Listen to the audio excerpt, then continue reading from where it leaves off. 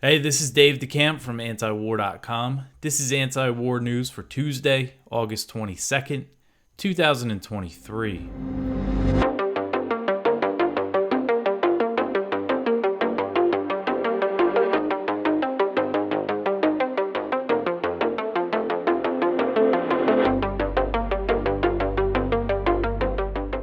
All right, so the first story at the top of antiwar.com today, the Netherlands and Denmark pledge F-16s for Ukraine.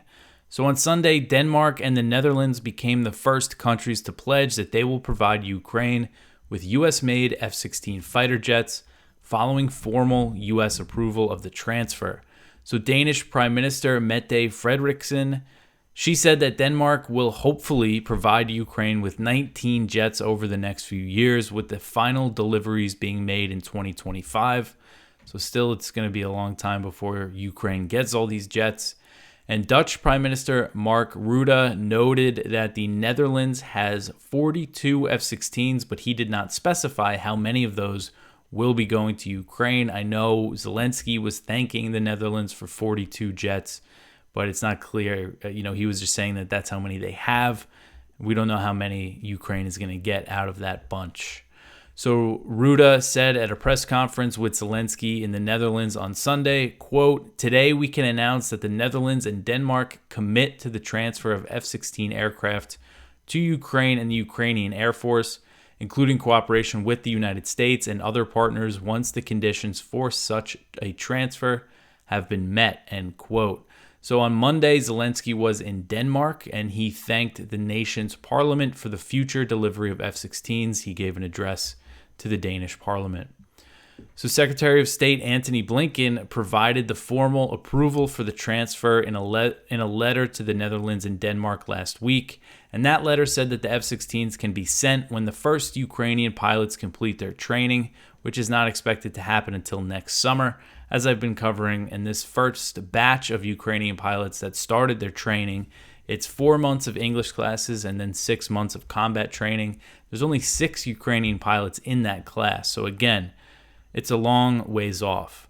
And President Biden first gave the green light for European countries to train and arm Ukraine with F-16s back in May. If you remember, that was at the G7 summit in Hiroshima. But the plan took months to get off the ground. It's been a while now, and they're finally, saying who's going to send F-16s, and the training finally started.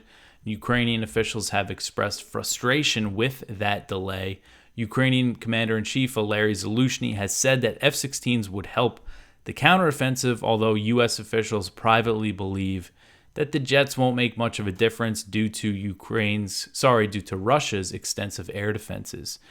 And of course, this provision of F-16s to Ukraine marks a significant escalation of U.S. and NATO support for Ukraine, and it demonstrates the long-term planning that they're planning to support this proxy war against Russia for years to come, if they can.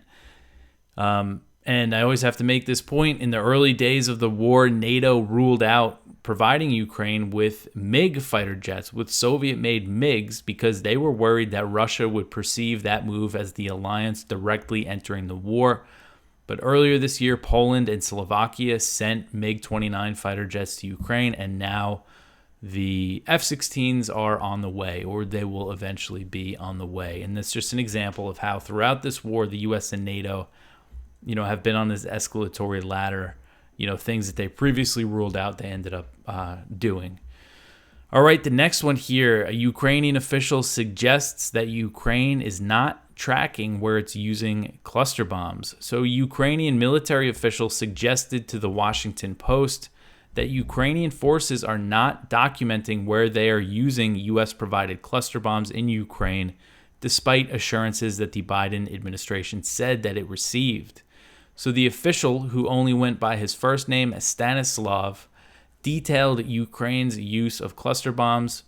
And cluster bombs scatter small submunitions over a very large area, and they're extremely hazardous to civilians because many of these submunitions, or bomblets as they're also known, don't explode on impact, and they can be found years or decades later by civilians, and oftentimes children who are playing, in rural areas where they're used, and they pick them up, and they could lose a hand or be killed. So it's interesting, again, the way that this was phrased in this Washington Post report. I'll just read an excerpt from it here. It reads, quote, "In welcoming the U.S. decision to send the munitions, Ukraine's defense ministry said Kiev will keep a strict record of the use of these weapons in the local zones where they will be used. But when asked about how the documentation process works, Stanislav suggested that there was none," end quote. So the Post also spoke with a Ukrainian public affairs officer who insisted that that was not the case, and that when Ukrainian artillery crews use the howitzers that they fire the cluster bombs from, they always write down what type of munition they used and what direction it was fired in. But the comments from this guy Stanislav, who is a member of Ukraine's 14th Mechanized Brigade, and he's part of a crew that fires cluster bombs with M109 howitzers, which are American-made, American-provided. You know, here's a guy right there doing it, saying that they're not documenting it.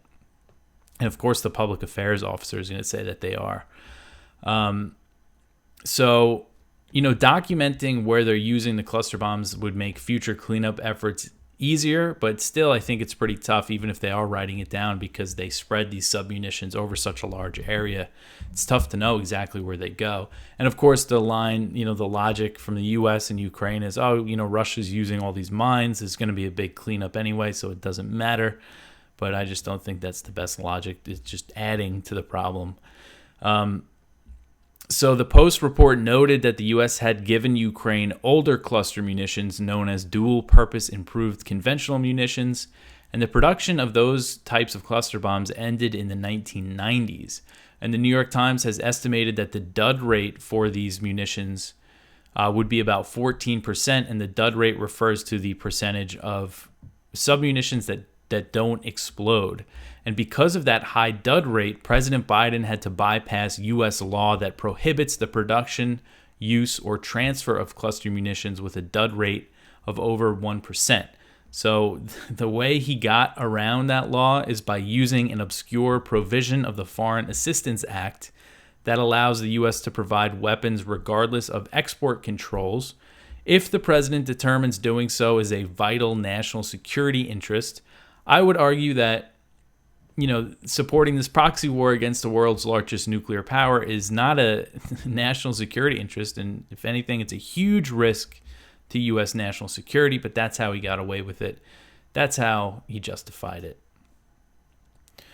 All right, so the next one here, Australia drills with the Philippines in the South China Sea. So Australia's biggest warship participated in drills with the Philippines and the United States in the disputed South China Sea on Monday, and these drills are part of Canberra's and Manila's first ever bilateral amphibious exercises. So this is an example of U.S. allies increasing their military cooperation. So these drills are called Exercise Alan. They kicked off on August 14th and will be held until August 31st. And they're part of Australia's annual Indo-Pacific Endeavour, which involves Australia's armed forces traveling around the region, visiting other countries and holding drills with them and whatnot. And Australia's defense minister is traveling to the Philippines this week to observe some of the exercises. So this exercise involves more than 2,500 personnel, including about 1,200 from Australia, 1,200 from the Philippines, and 150 U.S. Marines who are stationed in Darwin, Australia, in northern Australia, where the U.S. has a big military presence. And, you know, this is, again, these are mainly drills between Australia and the Philippines. You just have the 150 U.S. Marines that came with the Australians, it looks like. And again, this is part of the U.S. encouraging its allies to increase this type of cooperation, and this is all part of the strategy against China in the region. So the HMAS Canberra, which is Australia's largest warship, was one of several vessels that took part in the exercise in the South China Sea on Monday, off the coast of the western Philippine province of Palawan.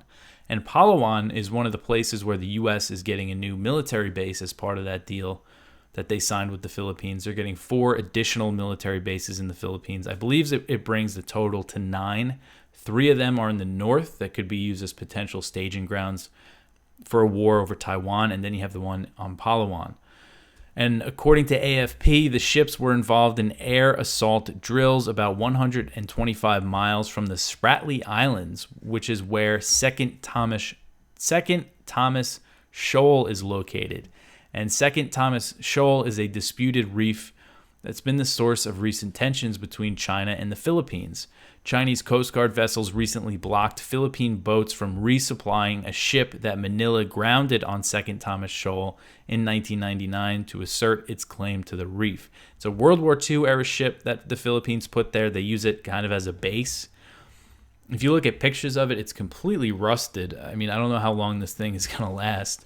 But anyway, after this latest incident, this latest showdown between China and the Philippines, the U.S. reaffirmed that the U.S.-Philippine Mutual Defense Treaty applies to attacks on Philippine vessels in the South China Sea. And this demonstrates how the region has turned into a potential flashpoint for a major conflict. The U.S. and Australia are also planning to hold drills with Japan in the South China Sea this week. So it just goes to show they're really ramping up the drills in the South China Sea and bringing Japan in there now. And this is going to involve Japan deploying one of its largest warships, which is the helicopter carrier JS Izumo. So tensions are going to continue to build in the South China Sea. All right, the next one here. China hits back at summit between the U.S., Japan, and South Korea. So China on Monday hit back at the U.S., South Korea, and Japan after the leaders of the three nations accused Beijing of dangerous and aggressive behavior in the South China Sea. So I actually missed this joint statement that they put out, and this was issued by President Biden, Japanese Prime Minister Fumio Kishida, and South Korean President Yoon Suk-yeol after their summit in Camp David on Friday. So again, they went after China, accusing them of dangerous and aggressive behavior, and they also called for peace and stability across the Taiwan Strait. So Chinese Foreign Ministry spokesman Wang Wenbin was asked about this statement, and he gave a very lengthy response. You know, I read the Chinese Foreign Ministry daily press conferences pretty often, and this was a pretty hefty response that he gave, really showing how unhappy China is with all this.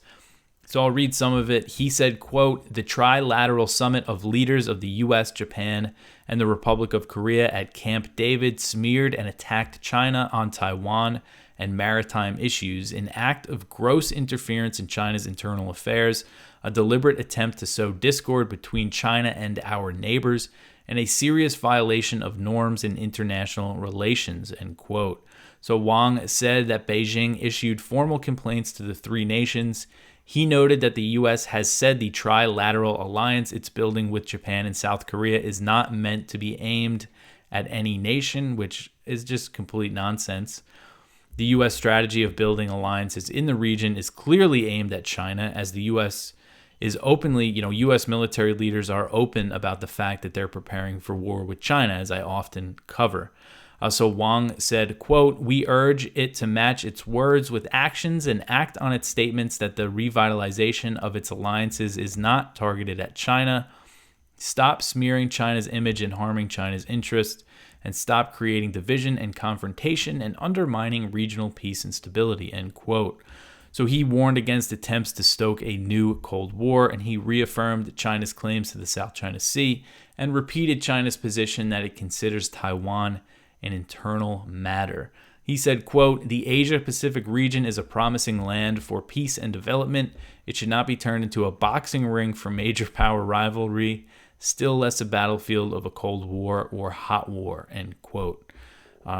So China just not happy with all the things that the U.S. Is up to in the region, which is no surprise. All right, the next one here, the U.S. and South Korea launch war games as the North tests a cruise missile. This article is by Connor Freeman over at the Libertarian Institute. So North Korean leader Kim Jong-un oversaw a cruise missile test while aboard a naval ship on Monday. Concurrently, the U.S. and South Korea began yet another series of military exercises, which Pyongyang views as rehearsals for war and regime change. According to the Korean Central News Agency, a state-run media outlet, Kim visited a Navy flotilla on the East Coast to observe the missile launch and watched as sailors on a patrol ship staged the strategic test. Kim was pictured flanked by officers standing on the deck of a vessel, watching the missile as it fired. So again, this came just hours after the U.S. and South Korea commenced their war games, known as the Ulchi Freedom Shield exercises. They involve tens of thousands of troops from both countries and will run until August 31st. United States Forces Korea issued a statement which says that several other countries are going to participate, including Australia, the UK, France, Canada, and the Philippines. The South Korean military boasted that this year's iteration will be held are the largest scale ever of these specific drills. And we've seen that a lot with these war games that the U.S. and South Korea have been conducting recently. They keep saying these are the largest ever, iteration. So again, they're just locked in these tit-for-tat escalations with North Korea, and it just doesn't look like anybody's interested in cooling tensions here. The Biden administration just wants to give Yoon everything he wants, and I think, as I often say, that's because they want South Korea fits into their plans against China. They really want them and Japan to get along and really build this Asian NATO, which is really ultimately what the U.S. wants. All right, so I want to take this moment to mention that it is our fundraiser, again, at antiwar.com. And if you look at the page, we actually have a letter from Michael German, who's a former FBI agent and turned civil rights activist and expert, working against the overreach of the FBI.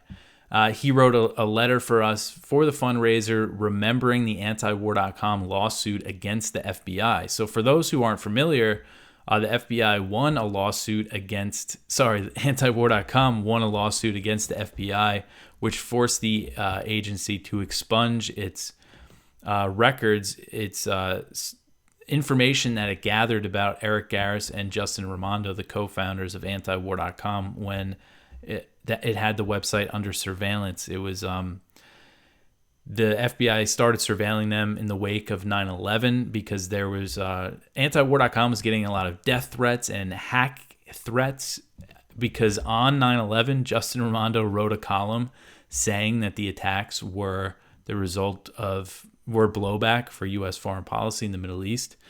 That's something people commonly say now, but if you remember those times saying that, he said it, his column on September 11, 2001 said that. Very brave thing to do, and of course it got a lot of hate. And because of that, Eric reported some threats to the FBI, and what the FBI did was that they claimed that Eric was threatening the FBI, and then they used that as justification to surveil the website and gather intelligence on Eric and Justin. And they eventually, were forced to expunge their records, and it was a good win for the First Amendment. And that's what Michael German writes about in this letter. So go check that out. And, it really impacted the website, of course, when it was revealed, the story broke that antiwar.com was under FBI surveillance. They lost donors because of it. And it's just an example of how they've been fighting, just doing what they do. I've only been working for antiwar.com for a few years. Eric's still doing it. Unfortunately, Justin passed away in 2019. But, this website's been around since 1995. And again, there's just something so, brave about writing on September 11th that it was blowback for, U.S. support for Israel was what Justin was really talking about in that column. And so go to antiwar.com/donate, and you could see the different ways that you could support us. We're entirely reader funded. That's how we get by. If you like this show, it's all done because of antiwar.com. So antiwar.com/donate so we could get this fundraiser finished and focused on what we do. All right, the next story here. Human Rights Watch says that the Saudis killed hundreds of Ethiopian migrants. So this is an article from Kyle Anzalone at the Libertarian Institute. So Human Rights Watch reports that Saudi border forces are systematically murdering migrants attempting to cross into the kingdom from Yemen. The group said killing refugees had become an official policy of Riyadh. So Human Rights Watch said, quote, Saudi border guards have killed at least hundreds of Ethiopian migrants and asylum seekers who tried to cross the Yemen-Saudi border between March 2022 and June 2023. If committed as part of a Saudi government policy to murder migrants, these killings, which appear to continue, would be a crime against humanity, end quote. So the HRW report details horrific abuses by Saudi forces, including torture and murder. It reads, quote, Saudi border guards have used explosive weapons to kill many migrants and shot other migrants at close range, including many women and children, in a widespread and systematic pattern of attacks. In some instances, Saudi border guards asked migrants what limb to shoot and then shot them at close range, end quote. So pretty just horrific stuff. And there have been other reports about this, and which Kyle covered.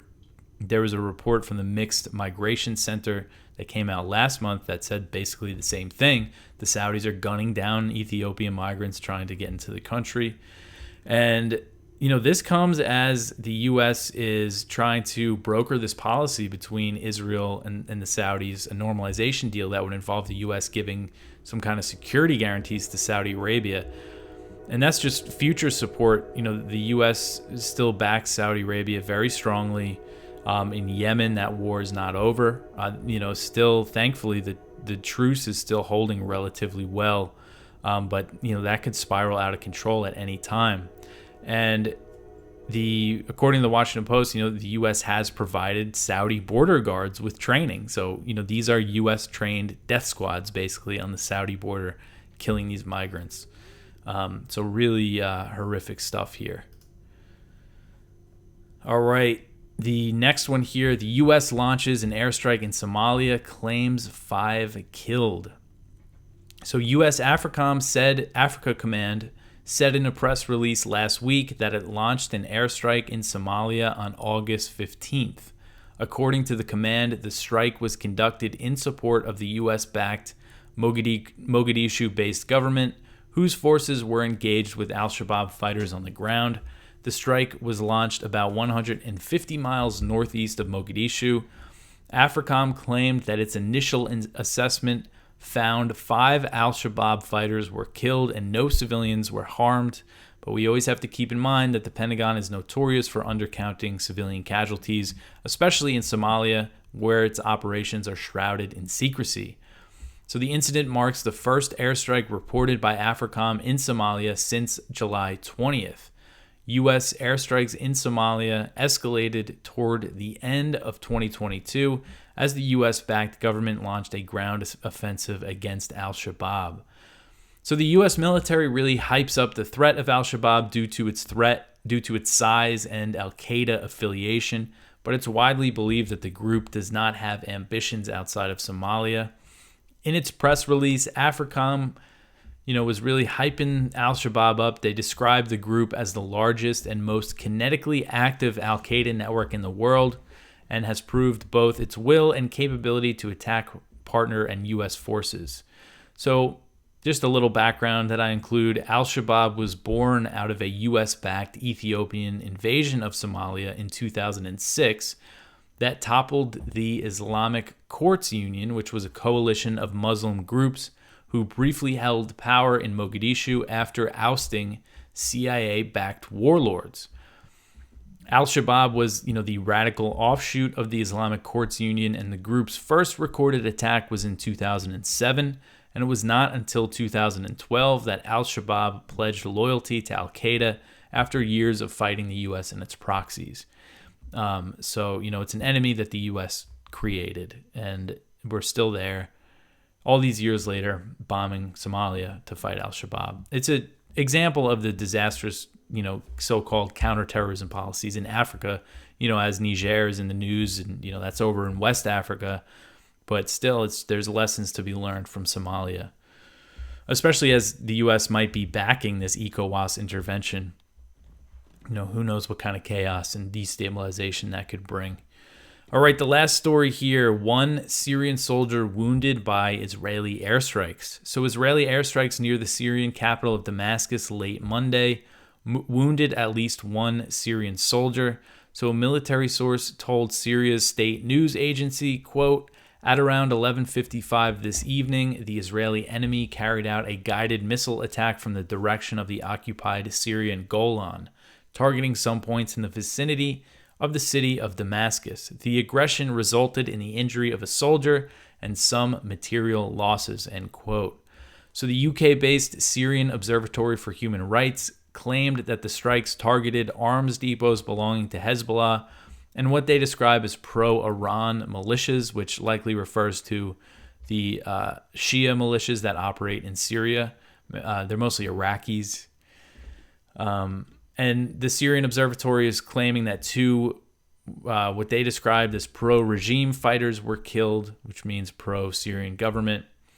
But this account is not confirmed, and I've noticed that the Syrian Observatory for Human Rights, they're very, pro-opposition, and they often change their estimates, but, it could be true. I know that the Syrian state media generally doesn't report the, Shia, the militia, or in some cases, Iranian IRGC officers are killed in Israeli airstrikes. That happens pretty rarely, but it's usually not reported by the Syrian state media. So this attack marks at least the 22nd Israeli bombing of Syria in 2023. Earlier this year, Israel's defense minister said that the government of Prime Minister Benjamin Netanyahu doubled its airstrikes in Syria since it came to power at the end of December 2022. Israel frequently targeted Syria's international airports in strikes this year, including in the wake of a devastating earthquake that killed thousands of Syrians. Since that earthquake hit Syria and Turkey in February, Israel knocked out the Aleppo airport, bombed it out of commission 3 times. And that was an airport receiving earthquake aid at the time. So the Israeli government rarely acknowledges individual airstrikes in Syria and has not commented on Monday's attack. That's it for the news for today. Go check out our Viewpoints, one from Andrew Corbley. Ancient Greece called them slaves. Ukraine calls it conscription. One from Ted Snyder. Ukraine is more than wounded. That's over at the Libertarian Institute. One from Brad Pierce over at his Substack. Rumors of war in West Africa. He does a good job of, kind of the background and covering the situation in Niger and other regional countries. One from Doug Bandow over at the American Conservative. The dogs of war sit set to slip. And that's at the American Conservative. And Daniel Larison writing at Responsible Statecraft. The security pact with the Saudis would be a disaster for U.S. interests. So that's everything for today. Again, please help us with our fundraiser, antiwar.com/donate. If you can't do that, you could always share the show, tell your friends. One thing we never do is we'll never put our content behind a paywall. We believe we should make it available to as many people as possible. That's another reason why we have to do it this way through fundraisers. So again, if you could help us out, please do. That's it for me for today. I'll be back tomorrow with some more news for you. Thanks for listening.